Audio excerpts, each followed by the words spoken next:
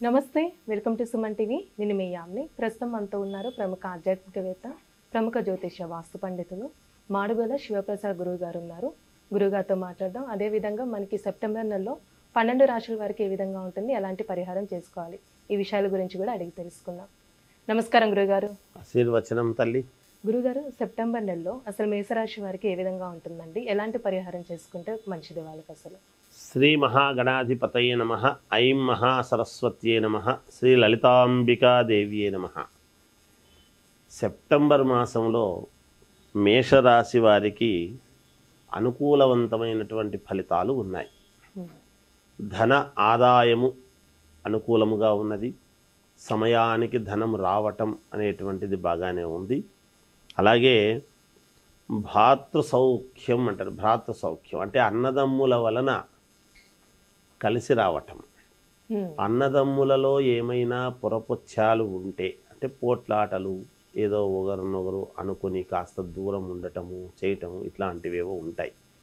అవన్నీ కూడా సమసిపోయి కలిసిపోవటం అనేటువంటిది ఉంటుంది.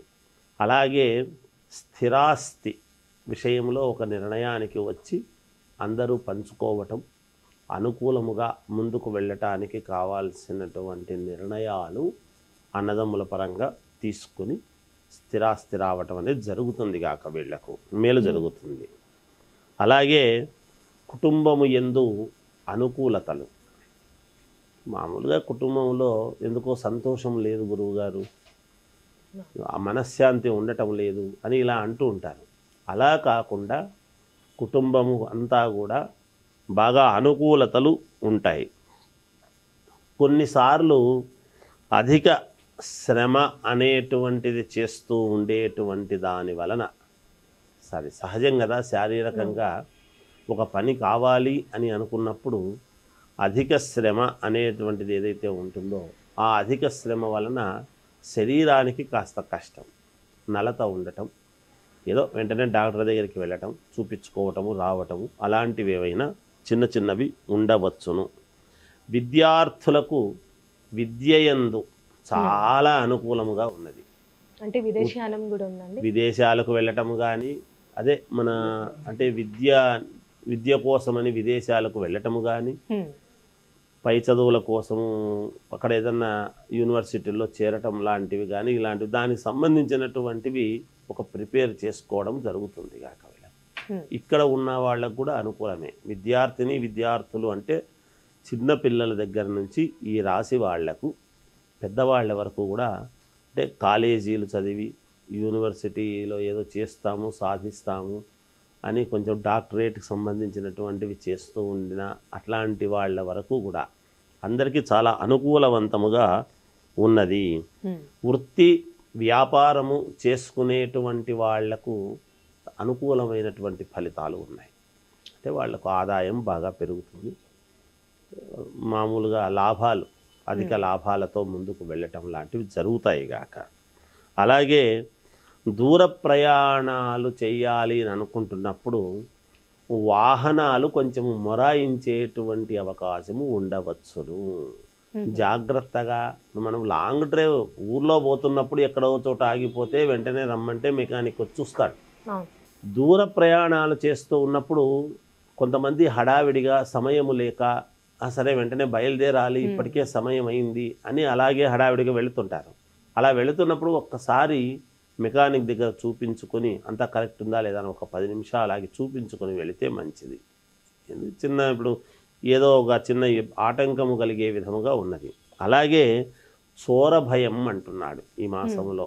అంటే వీళ్ళు ఒక చోట పెట్టి ఏదైనా మర్చిపోవడం కానీ, దాన్ని వెంటనే తస్కరించడం కానీ ఎదటి వాళ్ళు గమనించి, లేదా ఇంట్లో దొంగతనం జరగడం లాంటిది కానీ, లేదంటే వాహనాలు స్కూటర్ కానీ సైకిల్ కానీ, ఈ మధ్య కార్లు కూడా దొంగతనాలు చేసి ఎత్తుకుపోతున్నారు. జాగ్రత్త వహించాలి అని మనం సూచనప్రాయంగా తెలియచేయటం. ఎందుకంటే ఏమైనా శుభకార్యాలు జరిగే అవకాశం ఉందా సెప్టెంబర్ నెలలో? తప్పకుండా శుభకార్యాలు, ఇంట్లో గృహంలో శుభకార్యాలు చేసుకుంటారు, శుభకార్యాలలో పాల్గొంటారు, మంచి నిర్ణయాలు తీసుకోవడం లాంటివి జరుగుతాయి. వీళ్ళ కుటుంబానికి సంబంధించి ఏది ఏమైనా ఈ మేషరాశి వాళ్లకు చాలా అనుకూలవంతమైనటువంటి ఫలితాలు గోచరిస్తూ ఉన్నాయి. ఏమైనా ఆరోగ్య సమస్యలు అంటున్నాయండి రాశి వారికి? చిన్న చిన్న ఇవే నేను చెప్పాను కదమ్మా, కొంచెం అంటే శారీరకమైనటువంటి శ్రమ నిరంతరము కష్టపడుతూ ఉండేటువంటి దాని వలన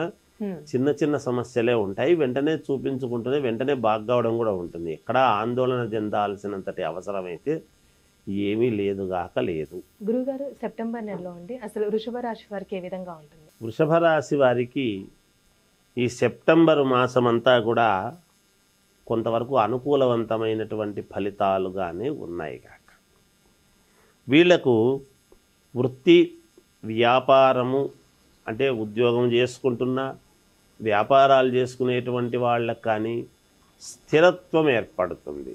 అదేమిటి ఇంతవరకు స్థిరత్వం లేకుండానే ఉంటుందా అంటే, మామూలుగా ఏదైనా టెంపరవరీగా తీసుకున్నటువంటి వాళ్ళకి కానీ మీకు తర్వాత పర్మనెంట్ చేస్తాంలే అని చెప్పుకుంటారు కదా, లేదా చిన్నగా వ్యాపారం మొదలుపెట్టి మనం స్థిరంగా ఏర్పడదాము, ముందు కొంచెం తక్కువలో పెట్టి చూసుకుందాము అని కొత్తగా పెట్టుకున్నటువంటి వాళ్ళు ఉంటారు.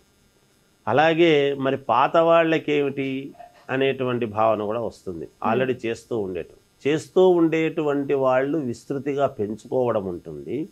కొత్తగా పెట్టినటువంటి వాళ్లకు స్థిరత్వం ఏర్పడుతుంది. గ్రహస్థితులు చాలా అనుకూలముగా ఉన్నాయి వీళ్లకు బిజినెస్ పరంగా, అలా వీళ్లకు అనుకూలముగా ఉన్నది. అలాగే ఇంట్లో శుభకార్యాలు చేయటము, శుభకార్యాలు చేసుకోవడము జరుగుతుంది. తద్వారా బంధుమిత్రుల యొక్క సమాగమనము అంటారు. అందరూ సమముగా ఒకేసారి ఆగమనం రావటం. ఒకేసారి ఎప్పుడు వస్తారు మిత్రులు బంధువులు అంటే ఇంకా శుభకార్యం జరిగితేనే వస్తారు. ఏదైనా అనుకూలంగా ఉండి ఇంట్లో పెళ్ళి పేరంటము అని అంటేనే వస్తారు. అలా వీళ్ళందరూ కూడా రావడం జరుగుతుంది. విద్య చదువుకునేటువంటి వాళ్లకు చాలా మంచి యోగవంతమైనటువంటి దశగా ఉన్నది. చదువుకునే విద్యార్థులు వాళ్ళకి ఏమి కావాలనుకుంటారో, మేము ఈ విద్యలో ఉత్తీర్ణత సాధించాలి అనేటువంటి పట్టుదలతో చదివేటువంటి వాళ్ళకు ఉంటారు. నాకు విద్య తప్ప పరమావధి ఇంకొకటి లేదు, నేను నేర్చుకునే తీరాలి, చదువుకోవాలి బాగా అనుకునేటువంటి వాళ్లకు మహర్దశ చాలా బాగుంది. అలాగే ఉద్యోగస్తులకు కూడా చాలా అనుకూలవంతముగా ఉన్నది. వాళ్లకు ఒకవేళ ప్రమోషన్ రావటం కానీ ఉన్నతమైనటువంటి చోటికి స్థానచలనము కలగటము లాంటివి కానీ ఇలాంటివి జరిగే అవకాశాలు ఉన్నాయి ఈ రాశి వాళ్లకు. అంతేకాకుండా ఈ ఇంట్లో అనుకూలవంతమైనటువంటి వాతావరణము, ముందు మనం ఏదైనా ఇంట గెలిచి రచ్చ గెలిచాలి అని అంటుంటాం. ఇంట్లో బాగా ఎంకరేజ్మెంట్ ఉంటుంది వీళ్లకు అనుకూలవంతముగా. అంటే వీళ్ళ మాటకు ఎదురు చెప్పరు, వీళ్ళ మాటకు విలువ పెరుగుతుంది. వీళ్ళు చేసేటువంటి పనులు చూసి ఆదర్శవంతముగా ఇంకొకరు వీళ్ళను అనుసరించేటువంటి విధానముగా ఉంటాయి. కొంచెం వీళ్ళ యొక్క నడవడికలో మార్పు రావటం అనేటువంటిది కూడా జరుగుతుంది నడిచేటువంటి నడవడికలో. అయితే ఇప్పుడు ఆర్థికంగా ఏ విధంగా ఉండొచ్చు వ్యాపారస్తులు కానీ ఆర్థికంగా చూసుకున్నట్లయితే? ఆర్థికంగా చాలా బాగుందమ్మా, ఇబ్బంది ఏమి లేదు, అనుకూలవంతముగానే ఉన్నది. వీళ్ళని అనుకున్న లాభాలు అనుకున్న దానికంటే ఎక్కువగానే కొంచెం వచ్చే ఇదిగా ఉన్నది. కొంచెం వస్తాయి, ఏం పర్వాలేదు, ఆర్థికంగా అనుకూలవంతంగానే ఉన్నది, ఇబ్బంది ఏమి లేదు.